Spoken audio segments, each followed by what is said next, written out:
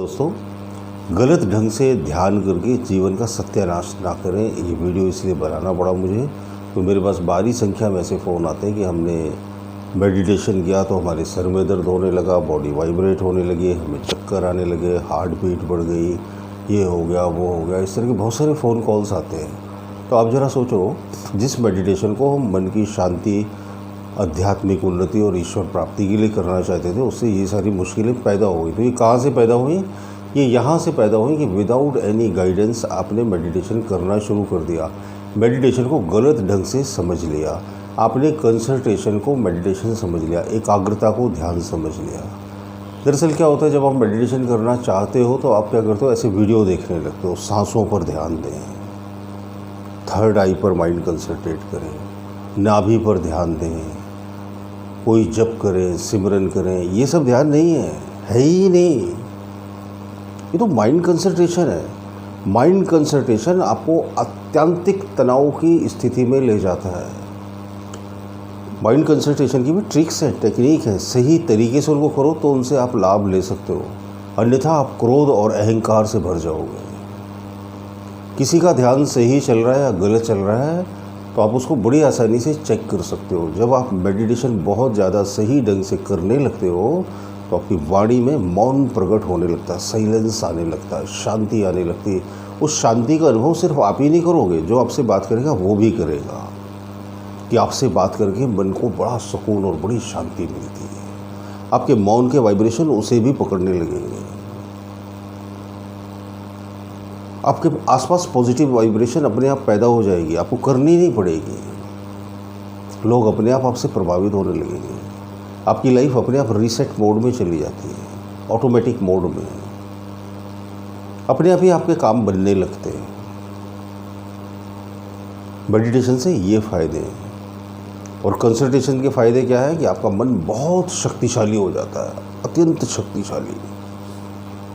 तो लेकिन अगर आपने उन शक्तियों का ठीक ढंग से इस्तेमाल नहीं किया तो आप डिस्ट्रक्टिव मोड में चले जाते हो। 99.99% उसी के चांस होते हैं। अगर आप बहुत ज़्यादा माइंड कंसंट्रेशन का अभ्यास कर रहे हो तो आप पत्थरों को भी चूर चूर कर सकते हो, पिघला सकते हो। इतनी शक्ति पैदा हो जाती है। ऐसे हज़ारों एग्जाम्पल हैं। हिप्नोसिस में क्या करते हैं, उस माइंड कंसंट्रेशन पावर का ही इस्तेमाल करते हैं। तो हिप्नोसिस भी दो तरह से होते हैं। एक तो वो जो आँखों से आँखें देखकर हिप्नोटाइज किया जाता है ना। एक वो जो अपने मन में प्रचंड शक्ति पैदा कर ली जाती है, मन को बलवान और सबल बनाकर। तो आप मन को सबल और बलवान बनाओ, लेकिन उसको टूल की तरह यूज़ करो, उसके जाल में मत फंसो। अब ये नहीं कि 24 घंटे कंसंट्रेशन में फंस गए तो क्या होगा, आप बहुत ज़्यादा स्ट्रेस में आ जाओगे। क्या है, मन को आपने पकड़ कर रखा है ना, तो वो क्या है, बड़ी तीव्रता से विरोध करता है। फिर वो शरीर में उत्पात मचाने लगता है, व्यक्ति पागलपन का शिकार होने लगता है। ऐसे न जाने कितने लोग हैं। और अगर आप सही ढंग से ध्यान करते हो तो फिर आपको शांति, सुख, आनंद और मौन की अनुभूति होती है और जीवन महाआनंद से भरने लगता है। अब ध्यान का मतलब क्या है, माइंड को कंसंट्रेट नहीं करना। माइंड को कंसंट्रेट करके तो आप और भी ज़्यादा उसको मजबूत बना रहे हो। ध्यान का मतलब होता है ये जानना, ये समझना कि मैं मन नहीं हूँ, मैं मन हूँ ही नहीं। मन का मतलब क्या होता है, हर एक विचार जो आपके मन में उठ रहा है वो मन ही है। मन का कोई सेपरेट एग्जिस्टेंस नहीं है कि मन कोई बंदर की आकृति का है या इतना बड़ा है इतना छोटा। नो, उसका कोई शेप ही नहीं है, शेपलेस है वो। तो ये जो हर एक विचार आपके मन में उठ रहा है ये मन है। ये जो इमेजेस उठ रही हैं ये मन है। ये जो फीलिंग्स उठ रही हैं ये मन है। फीलिंग्स ही तो विचारों से पैदा होती है ना। फीलिंग्स ही विचार होती है, विचारों से ही फीलिंग्स पैदा होती है, इमेजेस से ही विचार पैदा होते हैं, है ना। विचारों से ही इमेजेस पैदा होती है। तो जो भी तस्वीरें हम अपने मन में देख रहे हैं, जो भी हम फीलिंग्स अपने आप में फील कर रहे हैं, जो भी विचार उठ रहे हैं, ये सब क्या है, मन ही है। तो अब आप अपने आप को चेक करो, क्या मेरे मन में तस्वीरें उठ रही हैं, भावनाएँ उठ रही हैं या विचार उठ रहे हैं तो मैं मन में हूँ। I am in my mind. तो मुझे कहाँ होना चाहिए, I should be in my soul. मुझे अपने सेल्फ में रहना है। जैसे ही आप मन को पहचानते हो, मन विदा हो जाता है। करना कुछ नहीं, याद रखो, करना कुछ नहीं। विचारों को रोकना नहीं है। विचारों को रोकोगे तो दुगनी शक्ति से, 100 गुना शक्ति से आपके ऊपर हमला कर देंगे। आपको सिंपली आंखें बंद करो या खोल कर बैठ जाओ।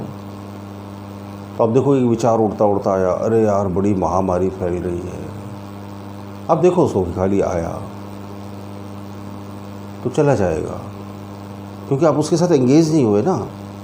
अब ये दूसरी तरह से आपको बताता हूँ, एक विचार आया, अरे यार बहुत महामारी फैल रही है, हाँ हमारे शहर में इतने पेशेंट हो गए, ये हो गया वो हो गया, कहीं मुझे ना हो जाए, ऐसा हो गया वैसा हो गया, फंस गए। विचार को जैसे ही आपने एंटरटेन किया उसमें आप फंस गए। विचार को जैसे ही आपने देखा वो गायब हो गया। मन से मुक्त होने का सबसे सही तरीका क्या है?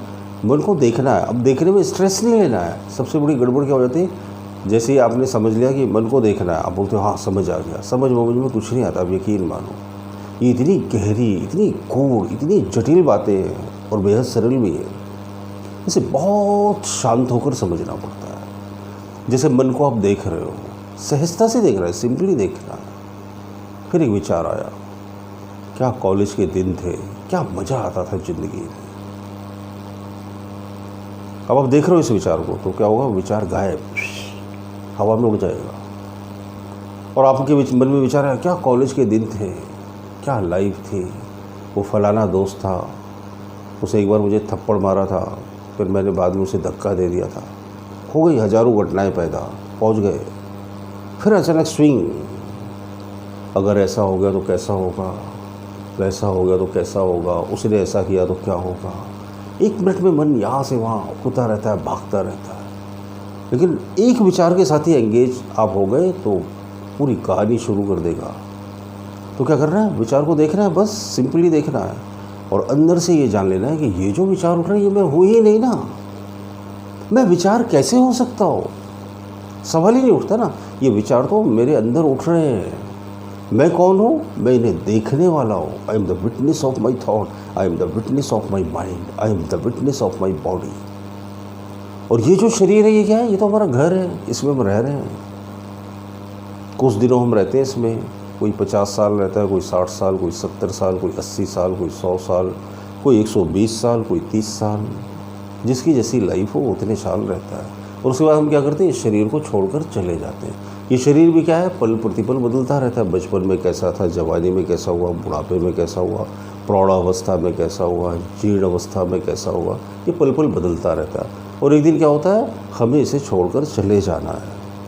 तो ये शरीर क्या है, ये हमारा वो घर है जिसमें हम रह रहे हैं, टेम्परेली रह रहे हैं, किराए का घर है।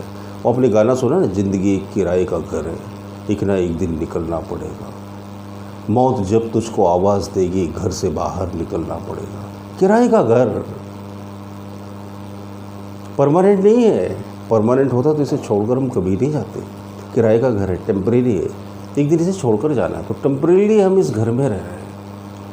तो टेम्परेरी जिसमें हम रह रहे हैं वो तो हम है ही नहीं। समझो, परमानेंट भी अगर ये हमारा घर है तो हम घर कैसे हो सकते हैं, घर के मालिक हो सकते हैं।